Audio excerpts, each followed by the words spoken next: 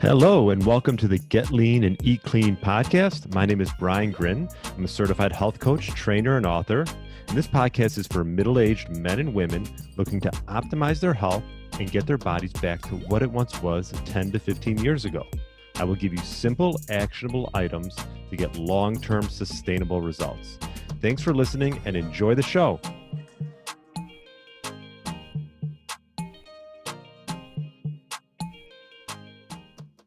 All right. Welcome to the Get Lean, Eat Clean podcast. My name is Brian Grin. I hope you had a great weekend. Starting to warm up here in Chicago, so that's always exciting. Happy Tuesday. And hopefully you listened to my interview with Dr. Greg Dennis. Some great information just regarding, a physician here who's changed his practice over to become more functional and holistic and find the root cause of disease. So I definitely recommend listening to that if you haven't already. But in the meantime, I'm going to talk a little bit about omega-3s and omega-6s. And part of the reason why I want to talk about this is it's essentially what's happened in the American and Western diet is this ratio of omega-6 to omega-3, the omega-3 to omega-6 ratio has gotten a little bit out of hand. A lot of it has to do with the vegetable oils that are being made in all the food that we have, whether that's in restaurants or even at home. And the ratio back years ago, when we evolved on a better diet, was a 1-to-1 ratio. And now the ratio in the Western world is 16-to-1, meaning 16-to-1, that many more omega-6s than omega-3s. And I just think this is something to keep an eye on because it's okay to get omega-6s in your diet. You want to have some, but when it gets out of hand, that's when things can become problematic because omega-6s are inflammatory. And some inflammation is okay, but you want to sort of look out and not, get overinflamed, I should say. And you want to have more omega-3s than you probably think for a lot of different reasons. And I'll talk about that today.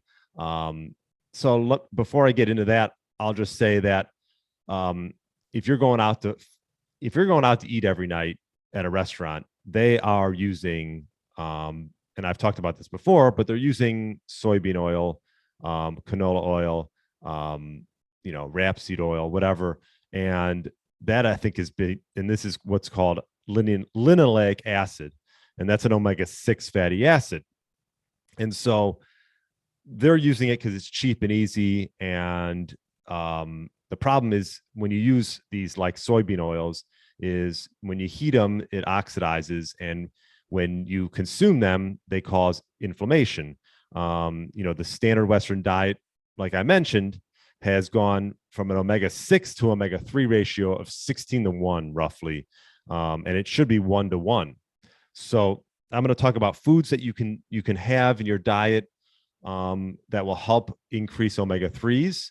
But also might even be more important is the fact that, if you are going out to eat a lot, maybe you should think twice and start cooking at home a little bit and cook with, things that can take on heat and not get oxidized and, cause inflammation.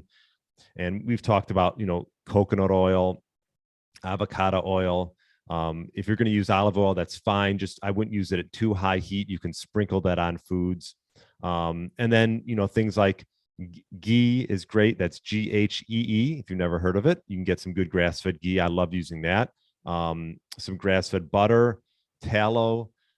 So really, if just by making this small change can make a big impact. And if you are going out to eat, perhaps you can ask them what they're cooking in. And a lot of times they probably won't even know. But I always tell clients if they're going out for eggs or something, you can ask them, to make it in butter as opposed to using some type of, rancid vegetable oil that they're probably using because it's cheap and easy.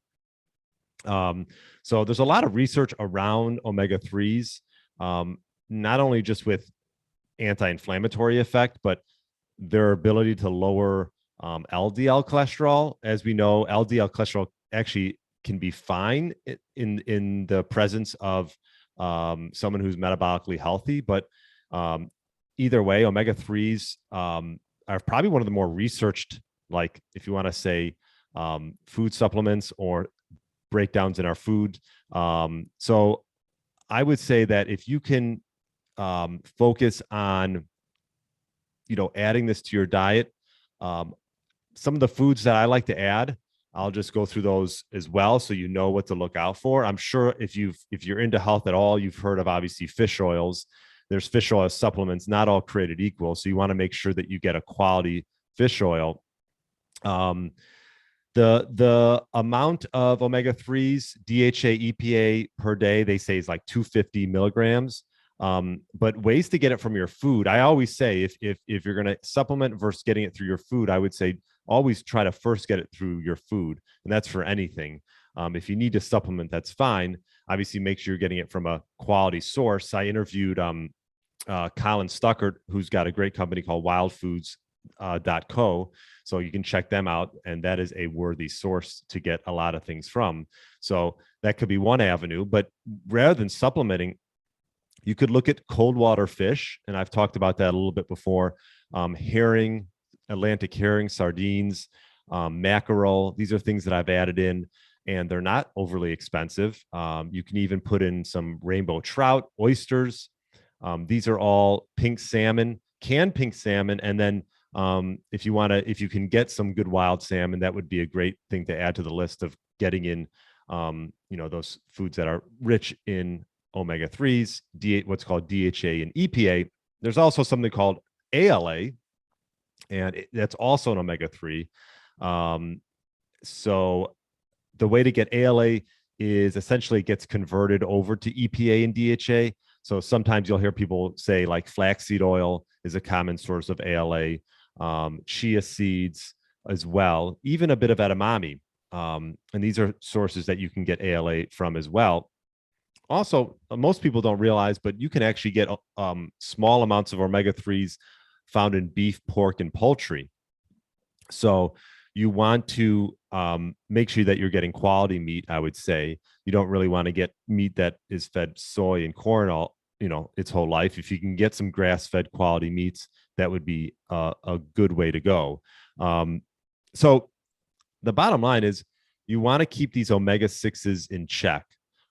What's the best way and easiest way to do that? Avoid processed foods, because if you go down the grocery aisle, you're going to notice, and you start reading labels, which hopefully you do read labels, that it is pretty much in everything. And omega-6s are coming from these vegetable oils that are in foods that you might think are healthy as well. Even if you just like get mixed nuts, you'll see that there's some type of vegetable oil in there. So I would swap that out. So swap out seed and vegetable oils for oils rich in omega-3s. Like I mentioned, olive oil is a great source of omega-3s, and getting meat from it as well.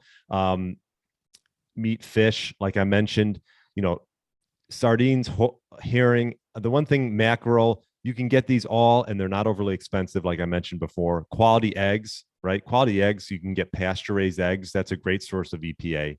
So this could be a goal. I mean, I think if you just focus on this could cascade and lead to a great health outcome that maybe you're not getting. And this will also maybe force you to cook a little bit more from home. And because when you're ordering in or you're going out, they are using these oils, and they're not telling you because they don't really need to tell you.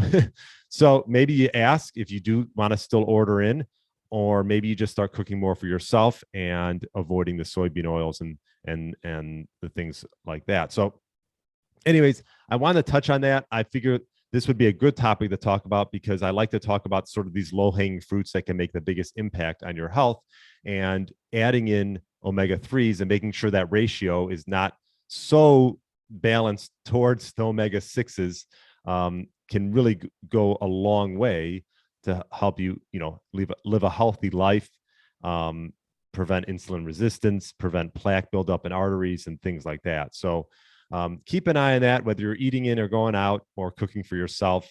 And if you have any questions, you can email me at brian@briangrin.com. And I apologize, I had a little incident with my email address. So if you got shot back, you can try it again, and now I got it fixed. So hopefully you'll enjoy this one. And I got some great interviews coming up with some big, heavy hitting guests.